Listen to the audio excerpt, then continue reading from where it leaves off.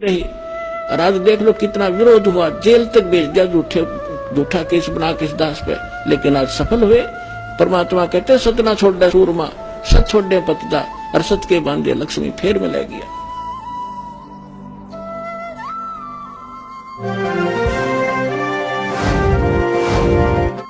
सत छोड़ दे पतदा और सत के बांधे लक्ष्मी या फेर में ले गया। अब जैसे इस दास ने जब शुरुआत करी, मेरे घर वाले सुनने को तैयार नहीं थे इस मार्ग को। मेरा भाई जहां भी मैं जाता था भक्ति में साथ रहता था, लेकिन जब ये ज्ञान उसको सुनाया था वो भी चिंगर गया, न बोला इस योग के था। फिर माँ विष्णु भाई इससे बड़ा कोई हो सकता है। और जब उनको ज्ञान हुआ सारा परिवार और सबसे आगे खड़े हो गया वही भाई आकर के, तो संघर्ष फिर हमने नहीं छोड़ा, इस बात को लगे ही रहे। और आज देख लो कितना विरोध हुआ, जेल तक भेज दिया झूठा केस बना के इस दास पे, लेकिन आज सफल हुए। परमात्मा कहते सत ना छोड़ दे सूरमा, सत छोड़ दे पतदा, और सत के बांधे लक्ष्मी फेर में ले गया। हम परमार्थ में लगे हैं, स्वार्थ में गलती कर आदमी 100 बार जेल जाओ, और दुष्ट कर्म है उसका।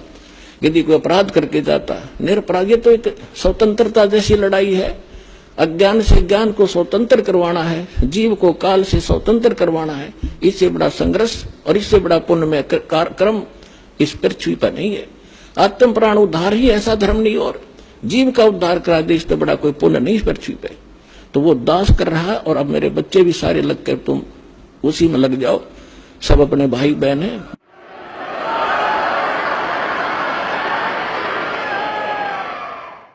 सबको सुख होगा, सभी दुखी हैं, सबको भगवान की चाह है, लेकिन ये काल के 2-3 घेरे बैठे हैं, अज्ञानी बना गए।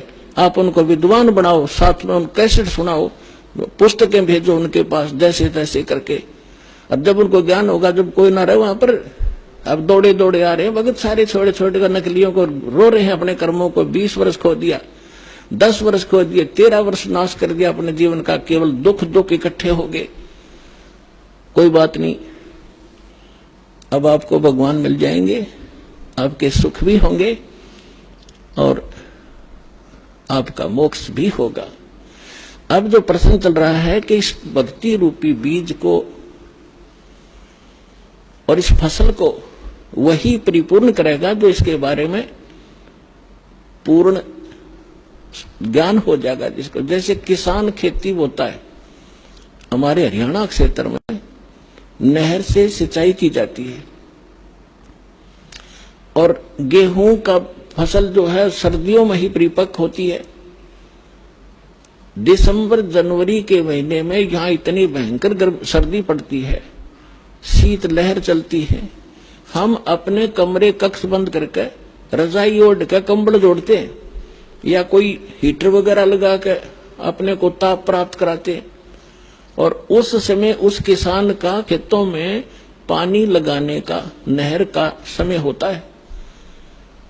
अब उस सर्दी को देखे कोई बार ना निकले, पड़ोस के दूसरे घर में भी जाना हो तो इन सोचे सुबह जाऊंगा, अब तो बहुत ठंड है बाहर, आलस कर जाएगा। लेकिन वो किसान आलस नहीं करता।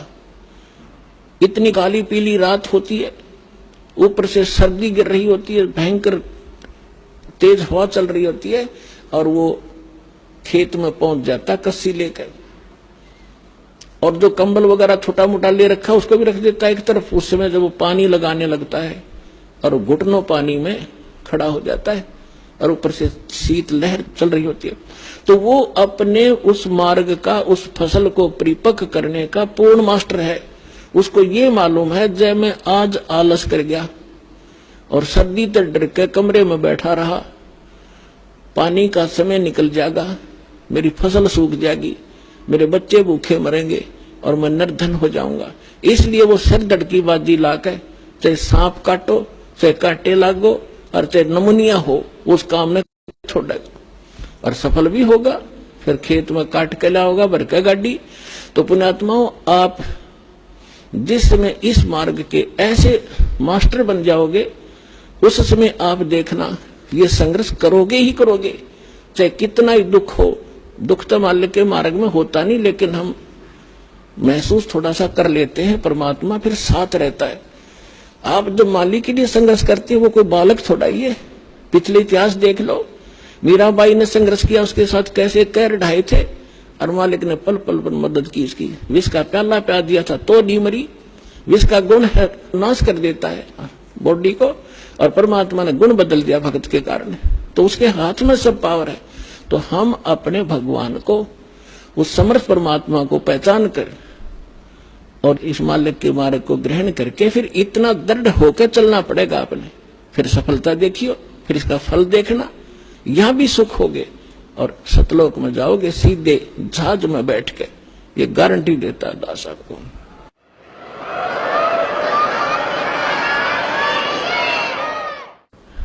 अब इसको सफल करने का तरीका, एक यज्ञ है धर्म की, दूजी यज्ञ है ध्यान, तीजी यज्ञ हवन की और चौथी यज्ञ परिणाम। यज्ञ पांचवी ज्ञान है। ये पांचों यज्ञ आपसे यहां कराई जाती है। आप घर पे तो करते ही करते हो, लेकिन यहाँ एक विशेष डोज दी जाती है। जैसे हम ज्यादा सीरियस हो जाता है रोगी, तो डॉक्टर सबसे पहले जाते ही उसको ग्लूकोज वगैरह, ऑक्सीजन वगैरह लगाता है, एडमिट करता है कुछ समय के लिए।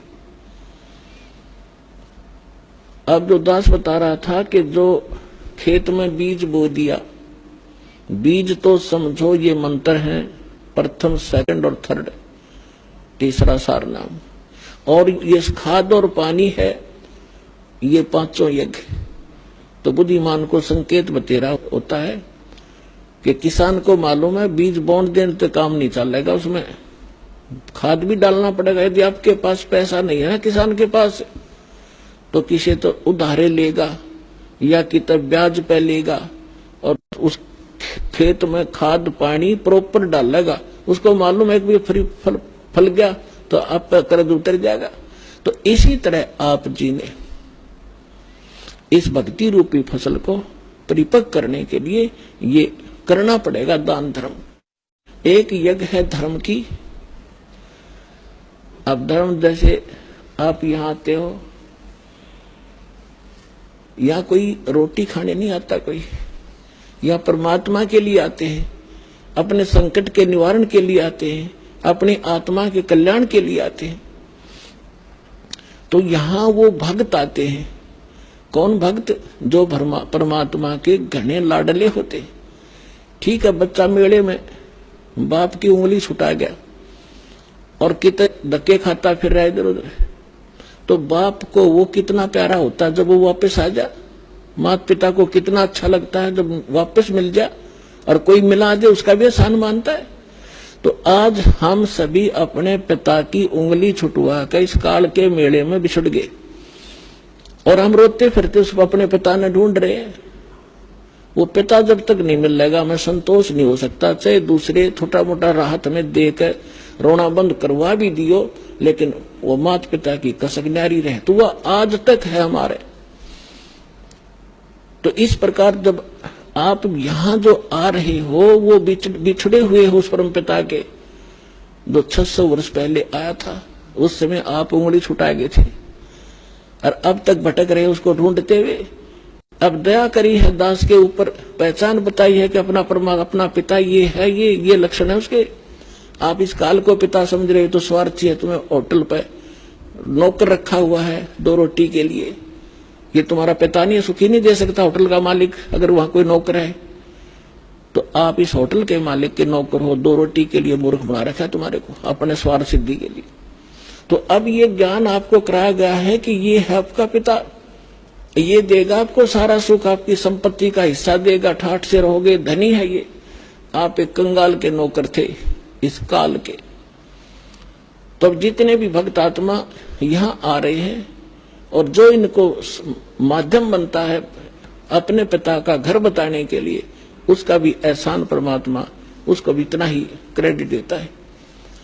अब यहां तक बताया है परमेश्वर ने अपनी वाणी में कि एक जीव को उस काल के खेमे तय, काल के ग्रुप से निकाल कर और परमात्मा से जोड़ देगा, बता देगा रास्ता ठीक। उसको इतना पुण्य होगा जैसे करोड़ गायें हत्थे में कटती हुई बता दी हो, इतना पुण्य मिलेगा उस प्राणी को।